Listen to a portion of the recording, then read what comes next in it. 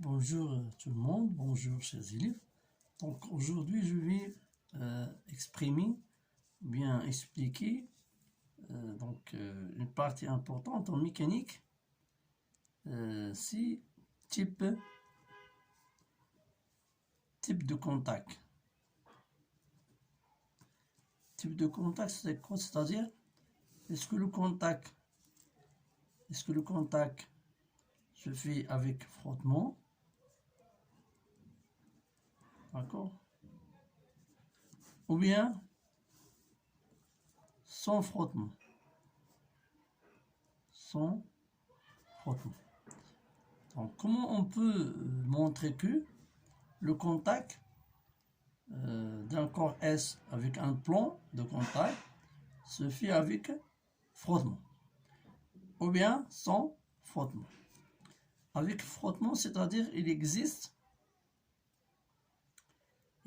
une force, donc une force parallèle à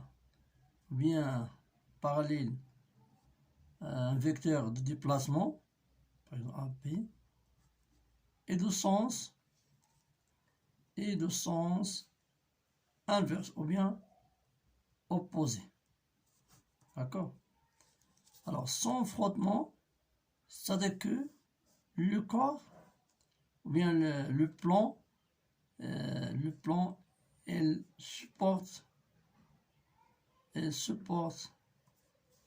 corps S seulement. On n'a pas de frottement. D'accord? Alors, comment je peux montrer tout ça? On prend par exemple un plan oblique, fait un angle alpha avec le plan horizontal. Ça, c'est horizontal. Et ça, c'est le plan de contact. Le plan de contact. Quand je mets un corps ici, un corps S ici, alors, le corps reste immobile. D'accord? Reste immobile. Alors, comment je peux montrer que il y a une force de frottement qui impose ou bien qui résiste le déplacement, bien le mouvement de corps S vers le bas. D'accord? Alors, premièrement, je vais commencer par le bilan. Le bilan de force. Le bilan de force. D'accord? Alors, S soumis à la force P, son poids, et la réaction de plan. La réaction du plan de contact. C'est la force exercée par le plan de contact. C'est la première chose. La deuxième chose, que S est en équilibre. En équilibre. Donc, d'après les conditions d'équilibre, P plus R égale à vecteur nul.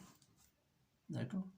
Ça, c'est quoi? C'est que R égale à moins P.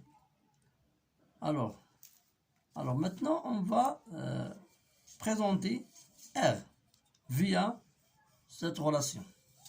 Alors, je commençais par le poids. Donc, le poids toujours vertical. D'accord? Toujours vertical. Ça, c'est le poids. D'accord? Alors, on fait la normale. On fait la normale au plan de contact.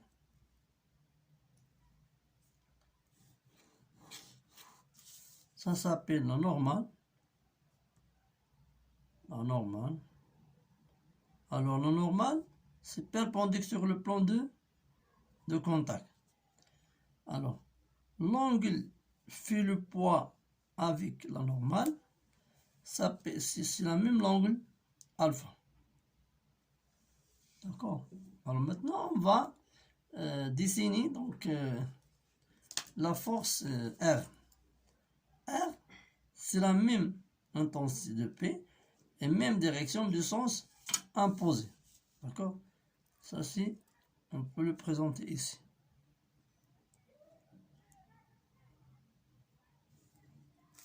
Ça, c'est R. Ça, c'est R. Et ça, c'est P. D'accord? Il doit être les mêmes longueurs. Hein? D'accord? C'est presque... ça, c'est 3. Et ça, c'est presque... c'est et tout aussi doit être 3.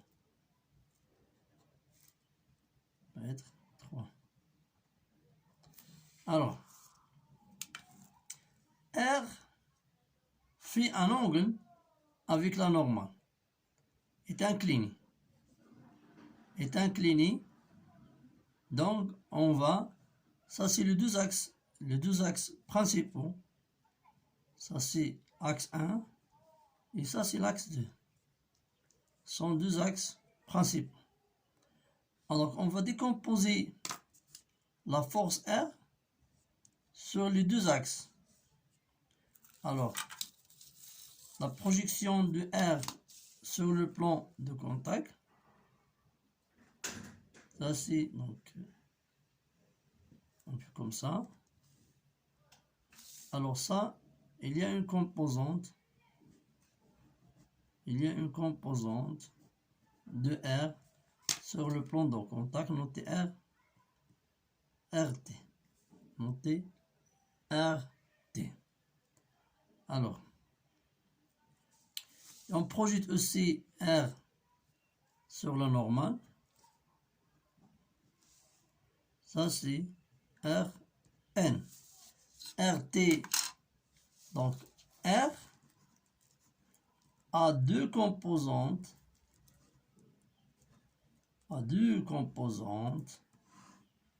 Alors, RT, c'est la composante sur le plan de contact. S'appelle la composante tangentielle. La composante tangentielle. La composante tangentielle, la direction d'elle est parallèle à la direction de déplacement, comme ça, et le sens, c'est le sens opposé, et ça, la composante qui joue le rôle de frottement. Parce qu'il y a une force, et il y a une composante selon l'axe de déplacement, mais de sens inverse. Ça, c'est le frottement, représente le frottement. Et ça, s'il y a autre composante, c'est Rn, qui est toujours normale. Ça, c'est la composante normale. Composante normale. Alors, mathématiques, on peut écrire donc que R, mais on peut le décomposer R, la réaction de plan, sur deux forces, RT plus Rn. C'est une relation vectorielle. D'accord? Alors, pour la norme, pour la norme de R, que donc on a R égale à Rn plus RT, et d'après la propriété de la théorème de Pythagore, que R carré égale à RT carré plus Rn carré. R carré égale à Rn carré plus RT carré. Parce que R, c'est le racine de Rn carré plus RT carré. D'accord? Alors, dans le cas sans frottement, donc RT, donc sans frottement, que RT égale à 0. Donc, ce que fait R égale à Rn. C'est quoi? C'est que toujours R perpendiculaire sur le plan de contact. Donc ça, c'est le plan de contact. Le plan de contact. D'accord? Donc, avec frottement R est incliné par rapport à le normal dans le sens inverse du mouvement, avec un angle, ça, un angle fait, et en cas de sans frottement, R toujours perpendiculaire sur le plan de contact. D'accord? Alors,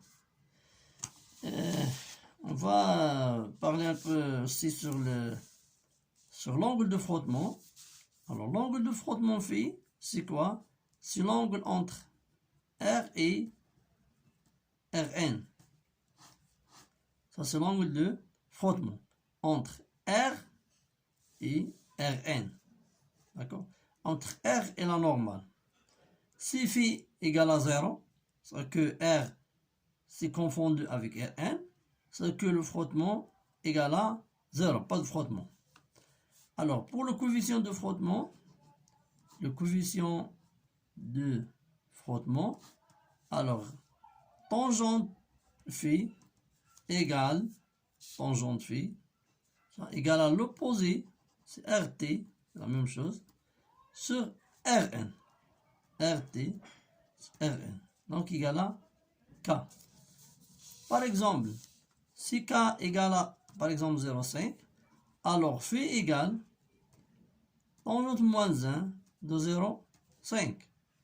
Tangente moins 1, on fait la calculatrice shift, plus tangente, plus K.